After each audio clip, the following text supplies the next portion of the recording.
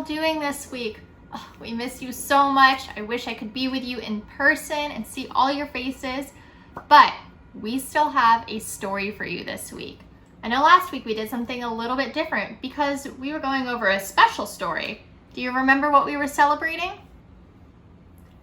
Easter, that's right. We were celebrating Easter. And with Easter, we were celebrating the fact that Jesus had risen from the dead after dying on the cross and being buried in the grave. And because he rose from the dead, we can celebrate because we are able to be cleansed of our sins. Isn't that awesome?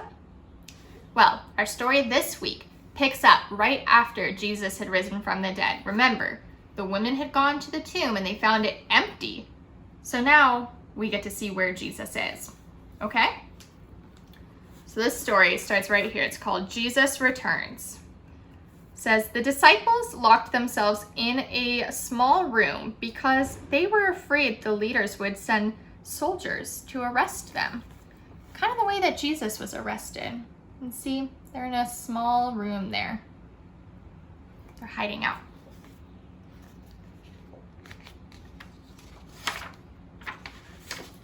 Suddenly, Jesus appeared to them. He said, "Peace be with you." They thought he was a ghost. Why would they think he's a ghost? Well, because they thought he was dead, right?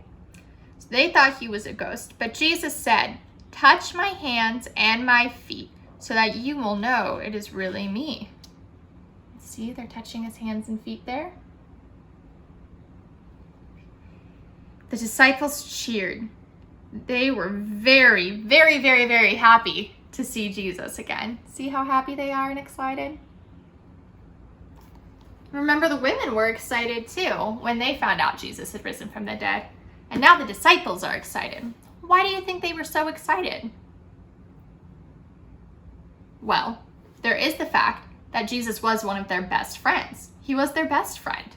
And they were so happy to know that he was alive. But also, the fact that he was alive meant he had fulfilled prophecy. And that's how we know that our sins are washed away because of it. So just like the women and just like the disciples, and kind of like we talked about last week, we can be really excited because Jesus is alive. And he is still alive today. Did you know that? He is still alive. He's in heaven, so we can't see him and touch his hands and his feet the way the disciples did. But he's still there. He is what's called omnipresent. It's a really big word. You should use it with your parents or your friends this week or your siblings. But omnipresent means that Jesus is everywhere all the time and he is with us. And we should be so excited about that. Alrighty, everyone. Well, that's our lesson for this week. Can't wait to see you back here next week. And so soon, I hope to see you in person and see all your faces. Alrighty, everyone. Bye-bye.